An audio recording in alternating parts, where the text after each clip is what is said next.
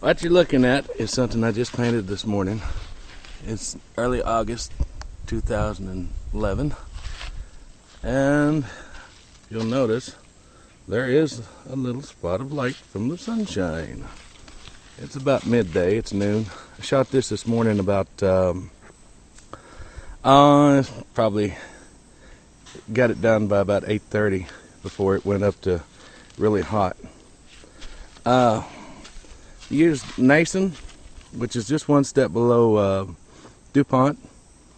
DuPont makes it. They just, Nason is just kind of that one step lower, but it's still great paint. Put in some Marhide wet look, try to get a little bit more gloss. Probably wouldn't hurt to do a little bit of color sanding. Try to knock some of the other little imperfections out that I can see on this deal. You might not be able to see it on this film here, but at any rate, I came out real happy with it. In person, it actually has gloss. I can't believe that. I haven't painted anything in 10 years, not really to speak of.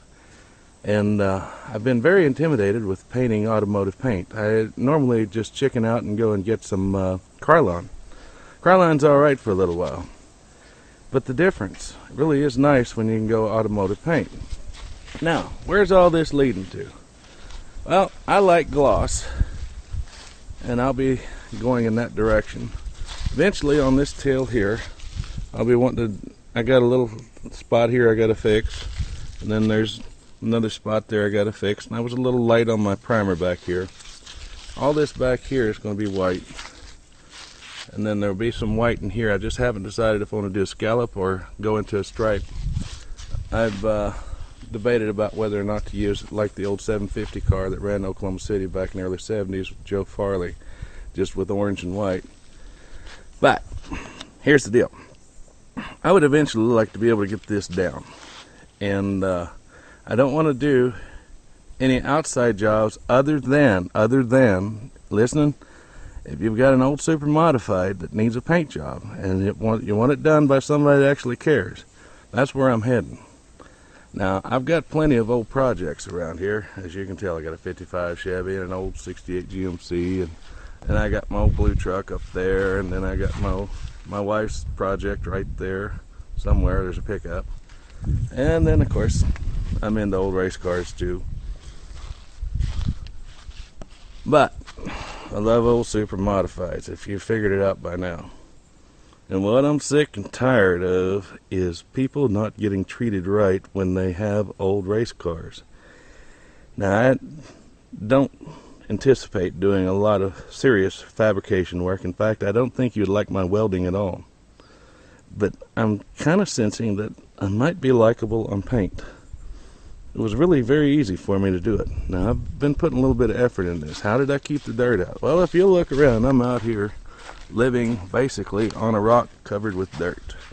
This is the place right here. But what I did manage to do, I built this. Very simple. And it works pretty good. Real good, actually. A little pop-up awning.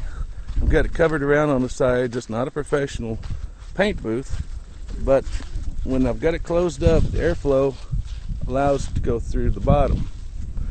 Up high, it's not allowed to have anything. And eventually I'll be able to put in like a little air circulation system. We've already got it figured out to push the air down on the floor, and then if we have to, we'll go ahead and just spray some water on the floor. It's relatively new, and of course you shoot early in the morning when it's cool and the wind is down. That makes a great big difference. Great big difference. But this is my fabulous paint booth. I'm only able to do small stuff, so a super modified is going to work out really good. You know, just doing body parts. Now, I don't do glass. I don't know how. And I really don't know if I'm ever going to have time to do glass. And there's plenty of people out there that can. But I do know one thing. It's going to be getting down to the point where I wouldn't mind learning how to paint better. I felt like I did pretty good, but I know where I messed up, and I know some of the things I ain't going to tell you about. But I know one thing. The next piece I do is going to be better than one I just did. and it was relatively very easy. So just keep me in mind. One of these days I'm gonna have it set up. Basically, if you do come and get me to paint your super modified piece, just keep in mind the fiberglass work's gonna have to be done. Best I'm gonna be able to do, given the time that I have, is basically just, just fix a few little spots with a little bit of Bondo, scuff it down, prime it 2 or 3 times, and then paint.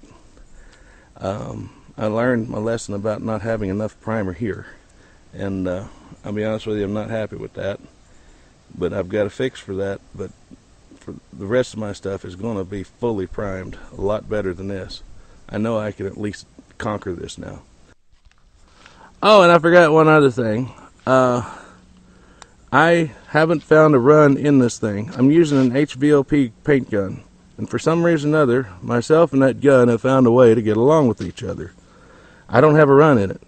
I am supposed to be able to lay paint down in fairly glossable terms that can be easily color sanded out if necessary without getting a run.